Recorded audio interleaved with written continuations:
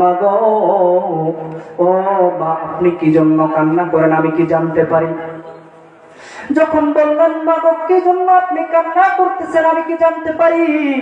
হাফেজ আবু ইউসুফ আবুল বারাকাত বরবরী রাহমাতুল্লাহি আলাইহি যখন বললেন, তখন মহিলার ডাক দিয়ে বললেন, সন্তান তুমি হয়তো বা জানো না, আমাদের দেশের একটা নিয়ম আছে, আমাদের দেশের একটা নিয়ম আছে, রীতি আছে, যে নিয়ম অনুযায়ী তুমি হয়তো বা দেখেছো। তো প্রিয় ভাইরা, মেহমান চলে এসেছে। আশেপাশে যদি কোনো জায়গায় আমার বয়ান হয়, ইনশাআল্লাহ বয়ান তো হবে, তো সেই জায়গায় আমাকে ঘটনা মনে করে দিবেন। মেহমান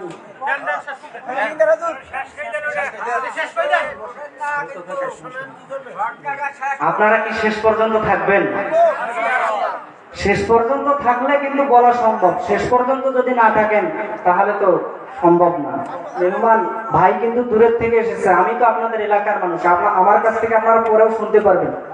ভাই কিন্তু সেই সুদূর বরিশাল থেকে এসেছে, বরিশাল থেকে এসেছে। আর ভাইয়ের কিন্তু আবার কালকে প্রোগ্রাম আছে। মেহমানকে কষ্ট দিয়ে বলা কি ঠিক হবে?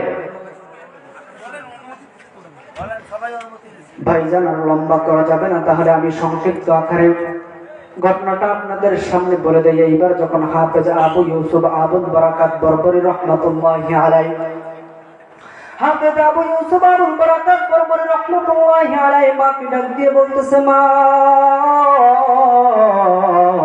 ও মা, আপনি কি জন্য কান্না করেন?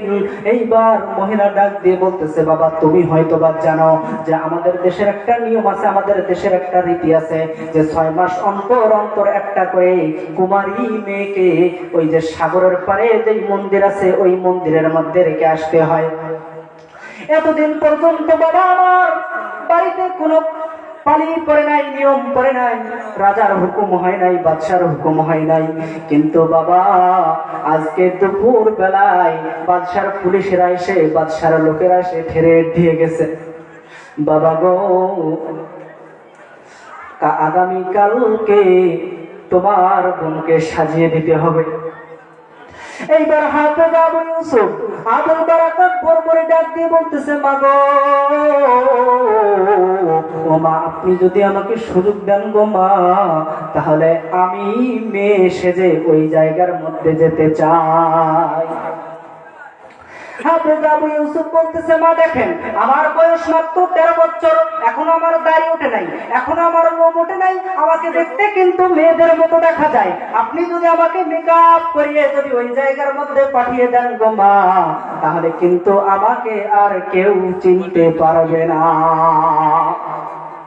হাফেজ আবু ইউসুফ আবুল বারাকাত যখন দাবি করলেন, মা ডাক দিয়ে বলতেছে, সন্তান তুমি হয়তো বা জানো না, তুমি যে ছেলে মানুষ, তুমি ওই জায়গার মধ্যে যাবা, বাদশার কিন্তু নিয়ম আছে, তোমাকে যখন এই জায়গা থেকে নিয়ে যাবে তখন একবার চেক করবে। যখন বাদশার রাজদরবারে যাবে তখন বাদশা একবার তোমাকে চেক করবে, এবং বাদশার পাশে একটা অন্দর মহল আছে, যেই মহলের মধ্যে তোমাকে চেকিং করা হবে যে তুমি আসলে মহিলা নাকি পুরুষ, তোমার মধ্যে কোনো খুঁত আছে নাকি। যদি কোনো প্রকারের খুঁত ধরা পড়ে বাবা, আর তুমি তো এমনিতেই ছেলে, তুমি তো আগেই ধরা খেয়ে যাবে। যদি ধরা পড়ো তাহলে তোমারও জীবন যাবে, আমারও জীবন চলে যাবে, আমার মেয়েরও জীবন চলে যাবে বাবা। অর্থাৎ এই পৃথিবীতে কিন্তু আমাদের আর থাকা হবে না। ভাইজান, বিস্তারিত আলোচনা হয়ে যাচ্ছে, সংক্ষেপে আপনাদেরকে বলে যেতে চাই। এইবার হাফেজ আবু ইউসুফ আবুল বারাকাত বরবরী রাহমাতুল্লাহি আলাইহি তিনি বললেন, না মা, আপনি হয়তো বা আমার সম্পর্কে জানেন না, আমি এমন একজন ধর্মের অবলম্বনকারী, আমি এমন ঘরের সন্তান গো মা, আপনি যদি আমাকে অনুমতি দেন তাহলে আমাকে হেফাজত করবে আমার আল্লাহ, আর আল্লাহ যদি কাউকে হেফাজত করে তাকে পৃথিবীর কোনো কিছুই আটকে রাখতে পারে না। এইবার হাফেজ আবু ইউসুফ আবুল বারাকাত বরবরী রাহমাতুল্লাহি আলাইহি যখন মায়ের কাছে বললেন যে তিনি মুসলমান, মা তো অবাক হয়ে গেলেন, মুসলমানের সন্তান আমার ঘরে কেমনে আসলো? বিস্তারিত করার কোনো সুযোগ নাই, মেহমান বসে আছে, মেহমানকে আমি কষ্ট দিতেছি ভাইজান। এইবার হাফেজ আবু ইউসুফ আবুল বারাকাত বরবরী রাহমাতুল্লাহি আলাইহি মাকে বললেন, না মা, আপনি আমাকে সাজিয়ে দেন। বোনটাও বললো যে তিনি তার জীবন বাঁচানোর জন্য বললো যে ভাইয়াকেই সাজিয়ে দাও, ভাইয়ার আল্লাহ ভাইয়াকে হেফাজত করবে।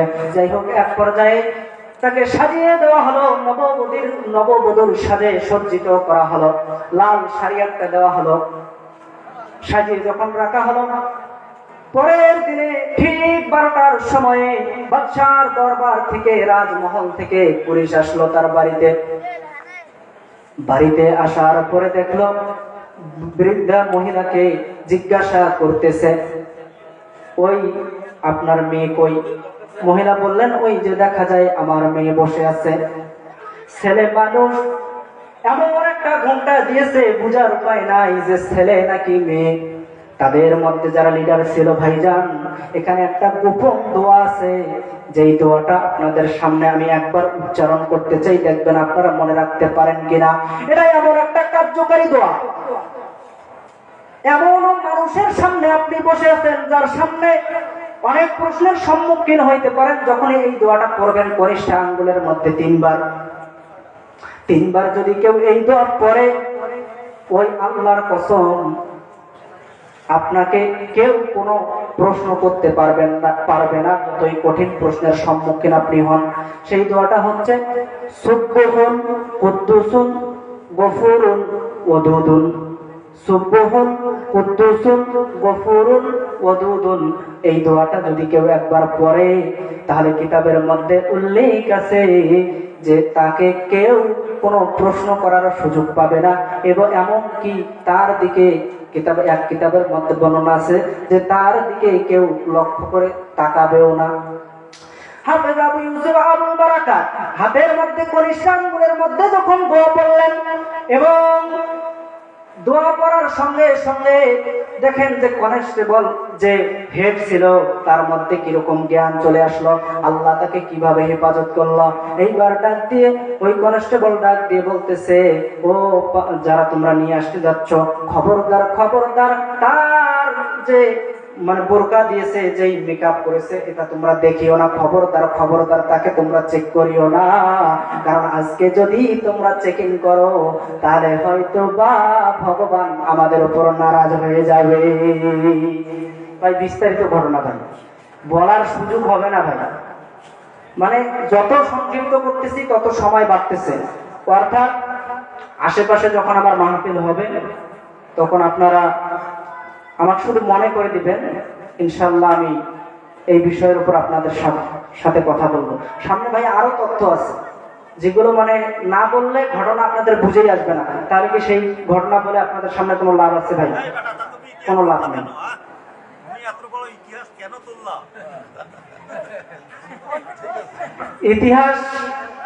ইতিহাস ধরেছি। মেহমান বসে আছে, 1000 কিলো দূর থেকে এসেছে, তাহলে এটা কি সম্ভব ভাই?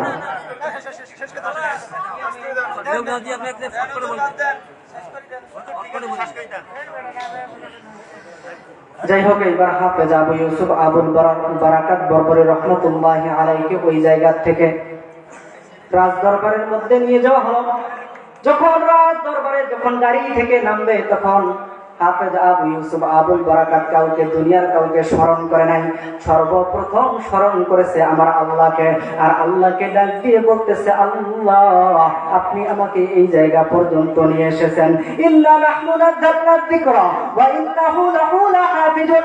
আল্লাহ আপনি বলেছেন হেফাজত করবেন, আমার ভিতরে কোরআন আছে, এত জায়গার মধ্যে নিয়ে এসেছেন, এই মালদ্বীপ রাষ্ট্রের মধ্যে কোথাও মুসলমান নাই। আজকে আপনি যদি আমাকে বিজয় দান করেন, হয়তোবা এই মালদ্বীপ রাষ্ট্রের মধ্যে আমার মাধ্যমে আপনার ইসলাম প্রচার হয়ে যাবে।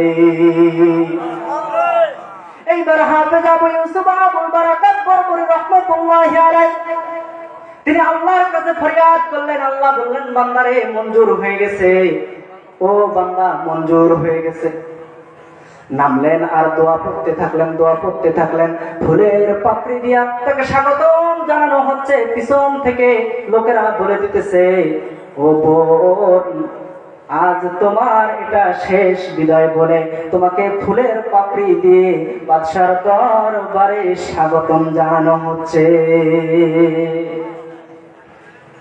আশ্চর্যকর ঘটনা হলো, বাদশার কিন্তু দুইটা স্ত্রী ছিল, একটা বড় স্ত্রী, একটা ছোট স্ত্রী। আপনারা হয়তো বা সকলেই জানেন যে স্বামী যে প্রথম যে বিয়েটা করে, দ্বিতীয় যে বিয়েটা করে, তো প্রথমটার থেকে কিন্তু দ্বিতীয়তে যেই বিয়েটা করে ওইটার উপর একটু মহব্বত বেশি থাকে না ভাই? কথা বলবেন, সত্যটা আপনাদের সামনে বলতেছি, আপনারা একটু যদি আওয়াজ দেন তাহলে তো কথাটা বলে মজা পাওয়া যাবে। তো যাই হোক, ছোট বউয়ের প্রতি তার আকৃষ্ট বেশি। তো দুই বউ, ছোট বউ মনে করেন যে ডানে আর বড় বউ বামে, দুইজন দুই পাশে বসে আছে।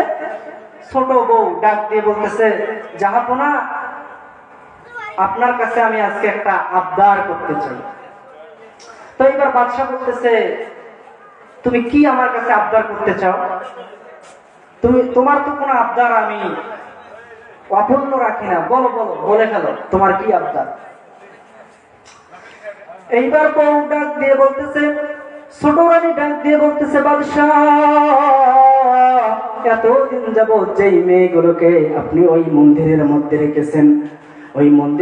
রেখেছেন, আমাদের এই জায়গার মধ্যে যখন আসতো তাকে টানে টেনে ছেঁচড়ে নামাইতে হইতো, তার কান্নাতে সে একাকার হয়ে যাইতো। কিন্তু আজ পর্যন্ত এত সুন্দর নারী আমার জীবনেও আমি দেখি নাই। অর্থাৎ বাদশাহ, আপনার কাছে আমার একটাই আবেদন গো বাদশাহ, আজকে আপনি এই মহিলাকে চেকিং করবেন না, অর্থাৎ বিনা চেকিং এ আজকে আপনি তাকে ওই মন্দিরের মধ্যে পাঠিয়ে দিবেন। রানী বলেছে, বাদশাহ কি কথা ফেলাতে পারে? পাস। ডাক দিয়ে বলতেছে, যাও তোমাদেরকে আর চেকিং করতে হবে না, বরাবর নিয়ে যাও। মন্দিরের মধ্যে যখন নিয়ে যাওয়া হয়েছে, ভাইজান করুন ইতিহাস লম্বা করা তো যাচ্ছে না, সংক্ষেপে শুধু আপনাদেরকে বোঝানোর ক্ষেত্রে বলতেছি। হাফেজ আবু ইউসুফ আবুল বারাকাত বরবরী রাহমাতুল্লাহি আলাইহি ওই জায়গার মধ্যে নিয়ে যাওয়া হলো। এখন দেখেন, পৃথিবীর সবাই যখন ঘুমিয়ে যায়, কিন্তু তিনটা ব্যক্তি ওই মুহূর্তে ঘুমাতে পারে না। তিনজন ব্যক্তি ওই মুহূর্তে ঘুমাতে পারে না। যখন রাত 10টা হয়ে গেল, ওই দেবতা আসে ঠিক রাত 12টার মধ্যে। যখন 10:30 হয়ে গেল, 11:30 হয়ে গেল, 11:55 হয়ে গেল,